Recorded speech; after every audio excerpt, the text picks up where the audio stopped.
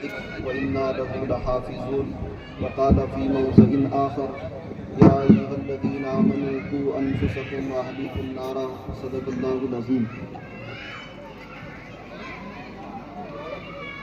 حافظ قرآن کے فضائل ہم نے تقریر میں اور نظم کی شکل میں بہت اچھے انداز میں سنا ہے۔ کچھ ضروری اور اہم باتیں ہیں، اس کو بہت دھیان سے سنیں۔ سب سے پہلی اور اہم بات اور ضروری بات یہ ہے کہ ہمارے جس طالب علم نے ختم قرآن کیا ہے، قرآن کریم کو اپنے سینے کے اندر محفوظ کیا ہے، یقیناً جہاں پر یہ مبارکبادی کا مستحق ہے، اس کے بعد میں سب سے زیادہ اگر کوئی مستحق ہے تو اس کے استاد محترم ہے جس نے اس کو اس سانچے میں ڈھالا ہے۔ اس کے بعد میں اس کے امی، اس کے ابا، اس کے دادا دادی، نانا نانی، یہ جو قریبی رشتہ دار ہیں۔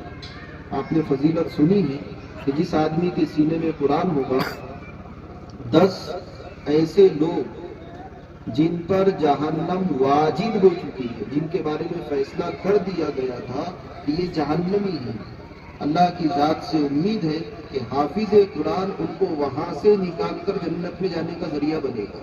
بہت سارے فضائل آپ نے سنے، اب چند ضروری اور اہم باتیں ہیں۔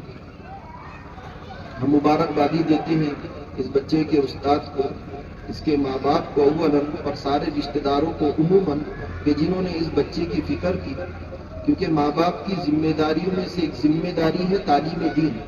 ہمارے استاد نے بڑا اچھا جملہ کہا تھا، کچھ چند باتیں ہیں اور دھیان سے سنیں، خصوصاً وہ لوگ جن کے گھروں میں بچے اور بچیاں ہیں۔ پوری دنیا میں عام مطلب ایک شکایت ہے کہ ہماری اولاد ہماری نہیں سن رہی، پوری دنیا میں یہ شکایت ہے۔ ماں باپ شکایتیں کرتے ہیں کہ ہماری اولادیں ہماری دیکھ بھال نہیں رکھتی۔ تو ہمارے استاد نے یہ کہا تھا کہ جو ماں باپ اپنی اولاد کے حقوق ادا نہیں کرتے، جو ماں باپ اپنی اولاد کے حقوق ادا نہیں کرتے اور وہ یہ توقع رکھتے ہیں، امید لگائے بیٹھے ہیں کہ ہماری اولاد ہمارے حقوق ادا کرے گی، تو ایسے ماں باپ کو یا تو آپ پاگل کہو یا بیوقوف کہو۔ ہم مبارکبادی دیتے ہیں اس بچے کے ماں باپ کو جنہوں نے فکر کی اس بات کی کہ ہم اپنے بچے کے حق کو ادا کریں۔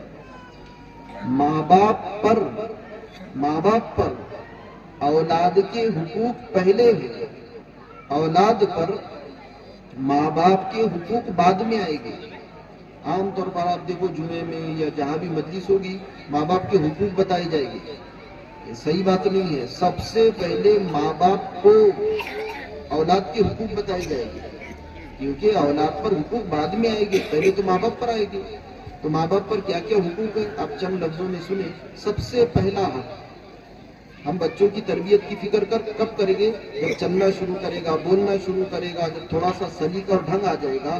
علماء نے لکھا ہے کہ جب بچہ ماں کے پیٹ میں ہو تب سے اس کی تربیت کی فکر، یہاں سے شروع ہوگی بچے کی تربیت۔ ابھی بچہ ماں کے پیٹ میں ہے، رحم مادر میں ہے، تب سے اس کی تربیت کی فکر کی جائے گی حلال روزی کے ذریعے سے۔ یہ پہلی ذمہ داری۔ ماں باپ پر دوسری ذمہ داری یہ ہے کہ جیسے ہی بچہ پیدا ہوا چہرہ کھلنا چاہیے، خوشی کا اظہار ہونا چاہیے۔ یا زکریا انا نبشروک، یہ اللہ فرماتا ہے، یا زکریا انا نبشروک بغلام اسمہ یحییٰ لم نجعل لہ من قبل سمیہ۔ خوشخبری دی گئی، اللہ خوشخبری سنا رہے ہیں۔ تو ہمارے گھر میں لڑکا ہو یا لڑکی، ماں باپ کی ذمہ داری ہے چہرے کھلنا چاہیے، خوشی کا اظہار ہونا چاہیے۔ اب ہمارے پورے علاقے میں آپ نے دیکھا ہوگا، لڑکے پیدا ہوئے مہنگی مٹھائی، لڑکی پیدا ہوئی سستی مٹھائی۔ نبی صلی اللہ علیہ وسلم فرماتے ہیں من ولدت لہ ابنا، جس کے یہاں پر لڑکی جس کے یہاں لڑکی پیدا ہو، فلم یعدھا، اس کو زندہ دفن مت کرو، ولم یوزیہا، اس کو ستاؤ مت، ولم یوسر ولدہ علیہا، بیٹے کو بیٹی پر ترجیح مت دو، بیٹے کو بیٹی پر ترجیح مت دو، جو ایسا کرے گا اس کو جنت ملے گی۔ جس کے گھر میں لڑکی پیدا ہو، لڑکی کو دفن نہیں کرنا زندہ، ستانا نہیں، تکلیف نہیں دینا، طنز نہیں کرنا، اور لڑکے کو لڑکی پر ترجیح نہیں دینا۔ پورے علاقے میں دیکھو، لڑکا ہوا مہنگی مٹھائی، لڑکی ہوئی ہم لوگ ترجیح دے رہے ہیں، بیٹوں کو ہم نے بیٹوں کا درجہ بڑھا دیا۔ تو ماں باپ کی دوسری ذمہ داری یہ ہے کہ چہرے کھلنا چاہیے۔ تیسرا بہت ضروری اور اہم کام، خصوصاً جن کے یہاں پر یہ سلسلہ شروع ہے، بہت دھیان سے سنیں، اور اگر ہم نے یہ کام نہیں کیے تو امید مت لگانا کہ ہمارے بچے ہمارے حقوق ادا کریں گے۔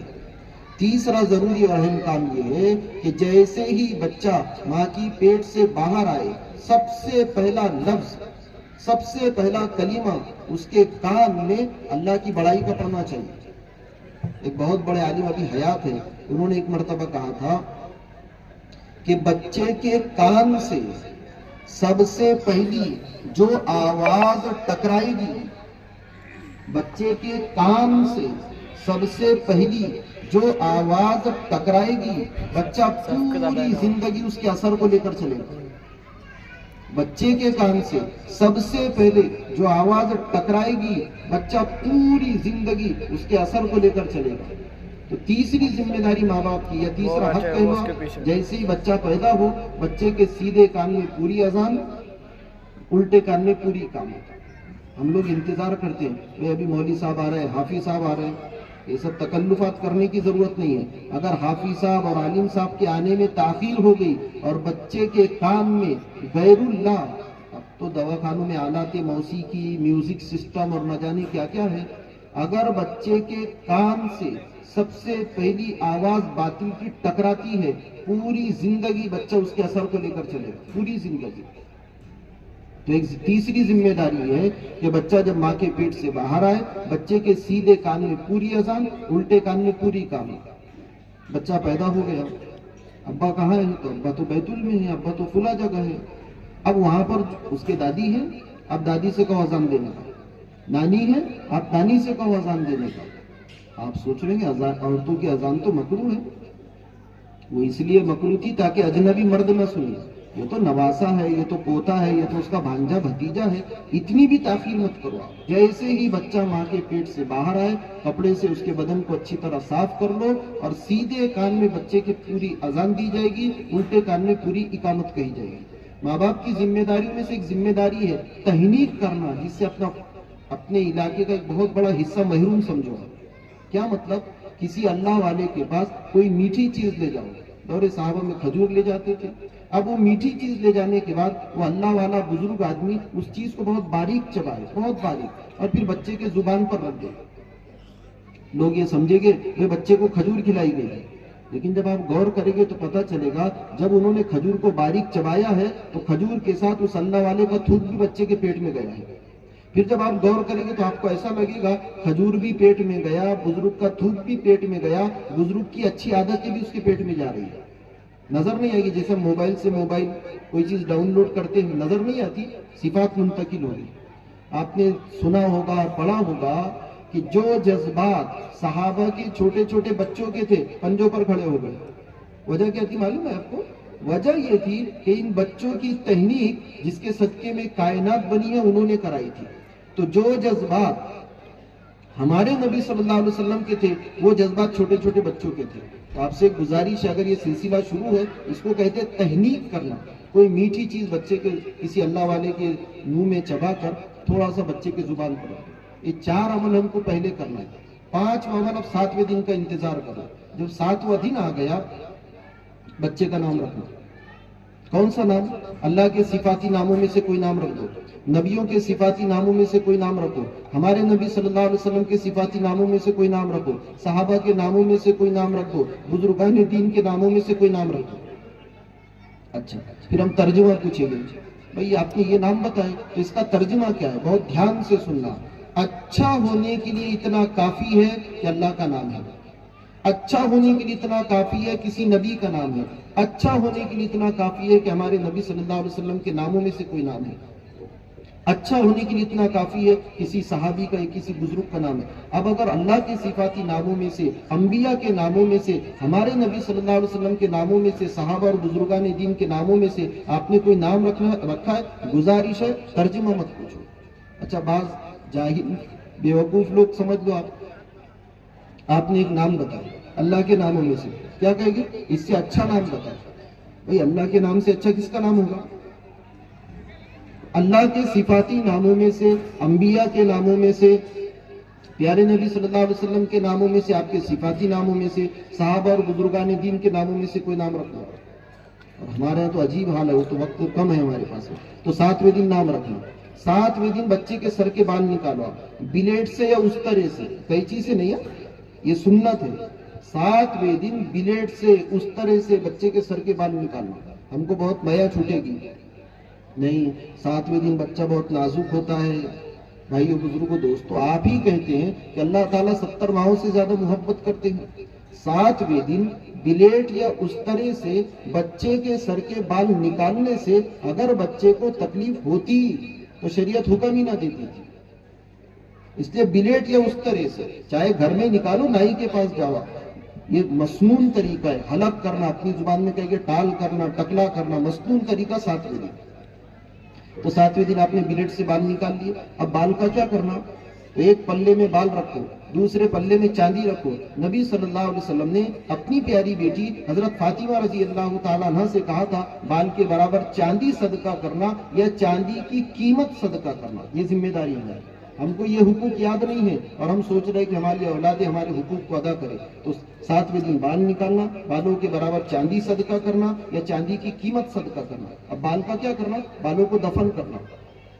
عجیب حدیث ہے، یہ جو ہمارے سر کے بال نکل رہے ہیں یا ہم لوگ جو بغل وغیرہ کے بال نکال رہے ہیں، آپ نے اگر ان بالوں کو نالی میں، گٹر میں، نجس ناپاک گندی جگہ پر یا خط پر ڈال دیا تو ڈر ہے اس بات کا کہ لا علاج بیماری میں آدمی مبتلا ہو جائے گا۔ لا علاج، ڈاکٹر کہے گا ہمارے بس کی بات نہیں ہے۔ تو خیر، آپ کیا کرو؟ بالوں کو دفن کر دو۔ نہیں بھائی، ہمارے گھر میں تو ٹائلز ہے، فرش ہے، ماربل ہے، دفن نہیں کر سکتے، تو پھر ان بالوں کو ایسی جگہ رکھو جہاں ان بالوں کی توہین نہ ہوتی ہو۔ جیسے درخت کی جڑ میں ڈال دو، دیوار کے کونے میں لگا دو، آپ ایسی جگہ ڈالنا چاہیے۔ ایسی ناخن وغیرہ نہیں کرو۔ تو 7ویں دن آپ نے بچے کے سر کے بال بلیڈ یا اس طرح سے نکالے، بالوں کے برابر چاندی صدقہ کیے، چاندی کی قیمت صدقہ کیے، اب بالوں کو دفن کرنا۔ اب زعفران لو، جس کو کیسر کہیں گے، یہ مسنون طریقہ ہے۔ زعفران ہاتھ میں لیے، تھوڑا سا پانی ڈال دو یا تھوڑا سا تیل ڈال دو، اس کو اچھے سے بھگو لو اور اب بچے کے سر پہ لگاؤ۔ زمانہ جاہلیت میں جانور ذبح کر کے اس کا خون بچے کے سر پہ لگایا جاتا تھا۔ نبی صلی اللہ علیہ وسلم نے مسنون طریقہ یہ بتلایا، 7ویں دن سر کے بال نکالنے کے بعد تھوڑا سا زعفران پانی یا تیل میں بھگا کر اس کے سر پہ لگا دے، اور پھر 7ویں دن عقیقہ کرنا، اور پھر جب بچہ بولنا شروع کرے اس کو اللہ کا نام سکھانا، اور پھر اس کے دین کی فکر کرنا۔ حضرت علی رضی اللہ تعالیٰ عنہ اس آیت کی تفسیر میں کہا کرتے تھے، قوا انفسکم واہلیکم نارا، اپنے آپ کو، اپنے گھر کے ایک فرد کو جہنم کی آگ سے بچاؤ۔ تو اس کا مطلب یہ بیان کرتے تھے، بچوں کو دینی تعلیم دو۔ یہ بچہ حافظ قرآن بنا ہے، اس کے ماں باپ نے اس کو یہاں داخل کیا، اس بات کی علامت ہے اس کے ماں باپ یہ چاہتے ہیں کہ ہمارا بچہ جہنم کی آگ سے بچے، اور یقیناً بہت زیادہ مبارکبادی کے مستحق ہے اولاً اس کے استاد۔ اس لیے یہ لڑکے کے ماں باپ نے، رشتہ داروں نے اس کے استاد کو جو ہدیہ دیا ہے نا، یقین جانو ہم اس کو تھوڑا ہی سمجھو، حق ادا نہیں کر سکتے ہم۔ ہمارا بچہ جس جگہ پر کھڑا ہے، سب سے اول جو وجہ اور سبب ہے وہ اس کے استاد ہے۔ اس لیے جب بھی موقع ملے تو ہم اس کے استاد کا ہمیشہ شکریہ ادا کرتے رہیں۔ ابھی جب آپ لوگ اس بچے سے ملاقات کریں گے تو اگر لڑکے کے ابا یہاں پر ہے اور اس کے دادا تو ہے ہی، تو لڑکے کے ابا اور لڑکے کے دادا نے لڑکے کو سلام کرنا چاہیے۔ یہ سنیں ذرا دھیان سے اس کو، لڑکے کے ابا نے اور لڑکے کے دادا نے سلام کرنا چاہیے، باقی سارے رشتہ دار، محتمم صاحب ہے، استاد ہے، انہوں نے سلام کرنا۔ آپ سوچ رہے ہیں ہم نے تو سنے تھے کہ چھوٹا بڑے کو سلام کرے۔ ایک ایک جملہ دھیان سے سنا، چھوٹا بڑے کو سلام کرے یہ ادب ہے، چھوٹا بڑے کو سلام کرے یہ ادب ہے، لیکن بڑا چھوٹے کو سلام کرے یہ اصل سنت ہے۔ اور اگر سمجھ میں نہیں آیا، چلو میرا جبریل علیہ السلام جا کر کیا کہہ رہے نبی صلی اللہ علیہ وسلم سے؟ جبریل علیہ السلام کہہ رہے، ان اللہ یقرؤک السلام، اے پیارے نبی صلی اللہ علیہ وسلم، اللہ نے آپ کو سلام کہا ہے۔ اللہ سلام کر رہے ہیں۔ ہمارے نبی صلی اللہ علیہ وسلم کتنے بڑے ہیں، آپ نبی ہیں، آپ نے امتیوں کو سلام کیا ہے۔ تو چھوٹا بڑے کو سلام کرے یہ ادب ہے، لیکن بڑے چھوٹوں کو سلام کرے سنت ہے. اللہ تعالیٰ نے حضرت خدیجہ کو سلام بھیجا نہیں بھیجا؟ ابو بکر صدیق رضی اللہ تعالیٰ کو سلام بھیجا نہیں بھیجا؟ اور پھر اس کے تو دادا کے بال بھی سفید ہو گئے. جیسے ہی لڑکے کے دادا کہیں گے السلام علیکم، ان کے سلام کے الفاظ پورے نہیں ہوں گے، پوتے کے سلامتی کے فیصلے ہو جائیں گے. آپ نے سنا ہوگا سفید بال والوں کی دعائیں رد کرتی ہوئے اللہ کو شرم آتی ہے. ماں باپ کے دعا کے الفاظ پورے نہیں ہوں گے، بچے کے سلامتی کے فیصلے ہو جائیں گے. اس لیے جتنے لوگ اسٹیج پر ہیں، ہماری سب سے گزارش ہے کہ ہم اس بچے کو سلام کریں. تو خوشی کی بات ہے کہ اس چھوٹی سی عمر میں بچے نے پورے قرآن کو اپنے سینے میں محفوظ کر لی ہے. اللہ تعالیٰ ہم تمام کو صحیح سمجھ نصیب کرے.